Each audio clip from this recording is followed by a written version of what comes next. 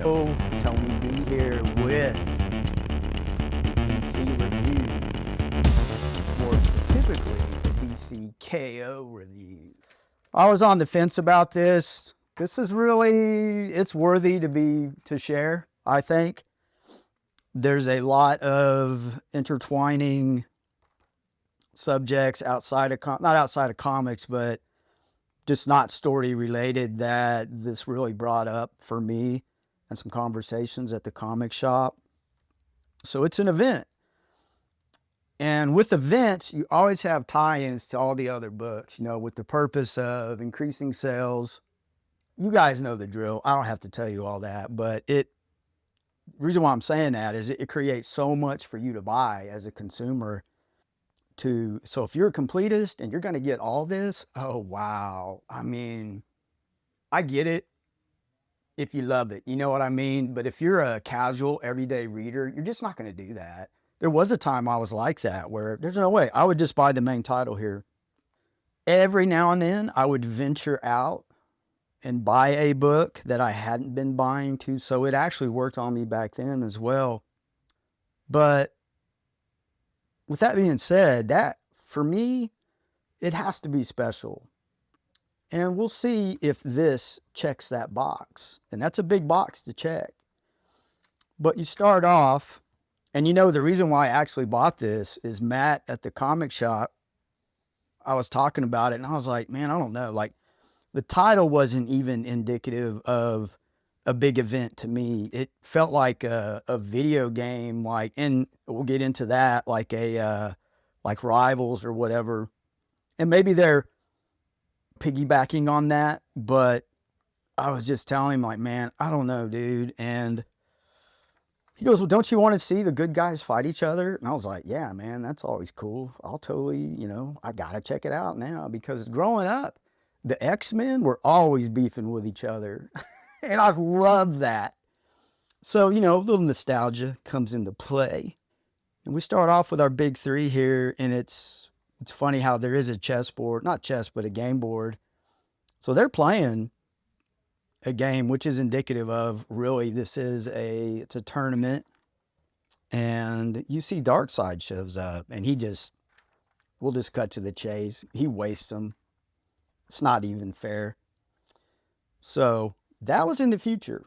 So there's a lot of time travel here. And then if you've been following Justice League Unlimited, you'll be fully up to speed. But I will say this, you don't need to read that to get what you need out of this book.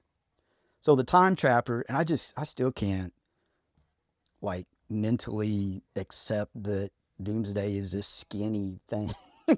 It's weird to me, man. It's weird.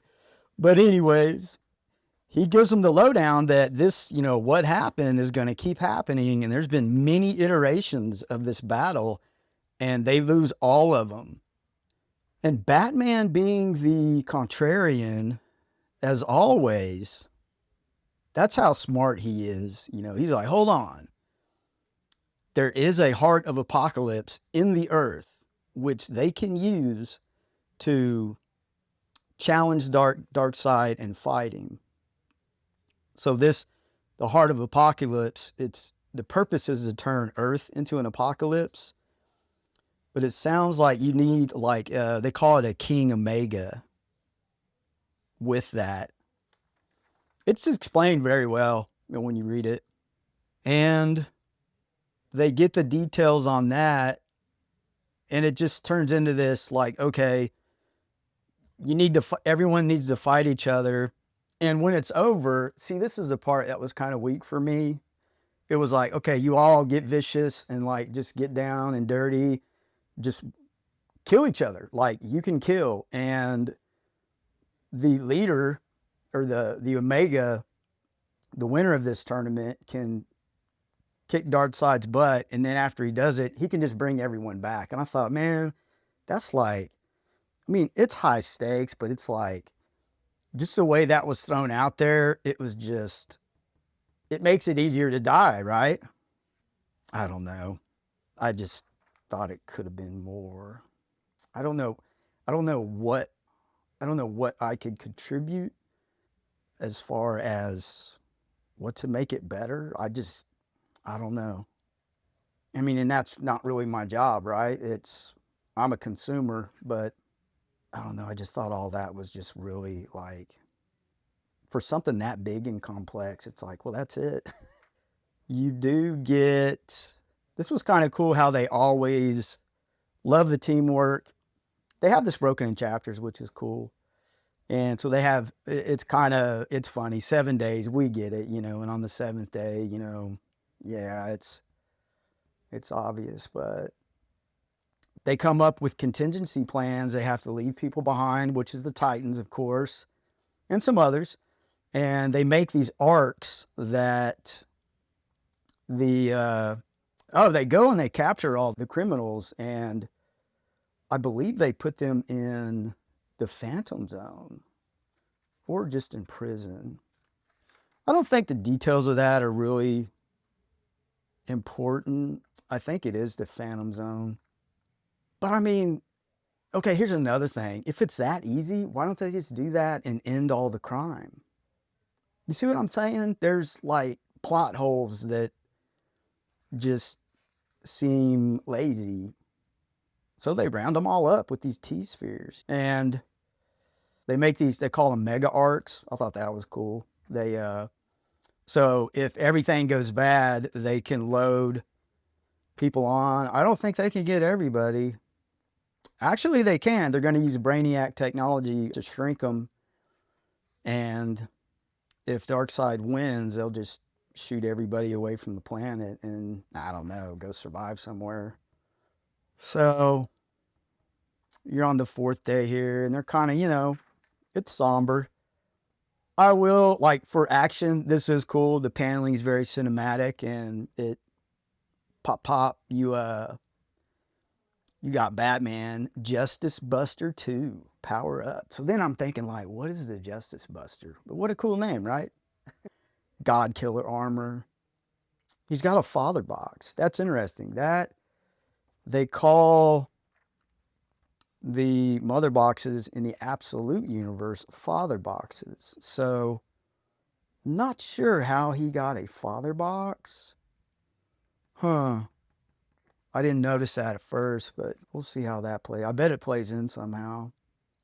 Superman puts on these gloves that are like, I don't know, like they got the power of the suns in them. Like, I mean, mega powerful. And they're going to, I don't know, there's this nexus that they have to go through. There is a line here that's interesting. Like, the closer they get, the less real it feels. So it's like there's a transformation as they go to this battlefield. Oh, and it also gives them a vision. This was interesting. I'll give them this. Like, the writing got clever here, where they all get a vision that they see themselves winning, which gives you a mega sense of confidence. And does it show you how you win? And I don't know. There's some stuff there that kind of, I think it's just thrown in there to just be like, okay, it's possible that anyone can win this.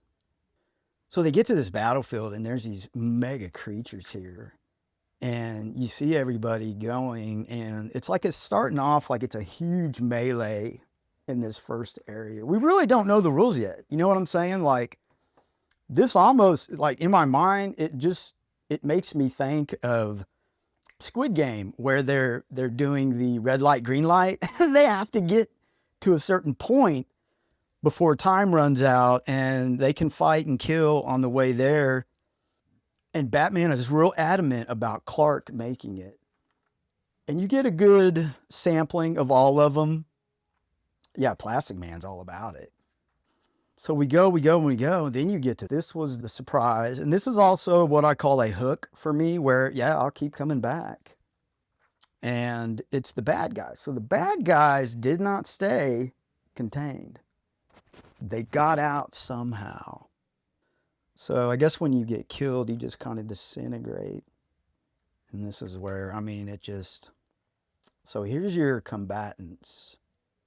I thought this was cool, man. I looked at all of them and, like, did some assessment, in my brain as I was looking, like, there's no way, man. But One thing I didn't do, I didn't see if there was an even number of good guys and bad guys.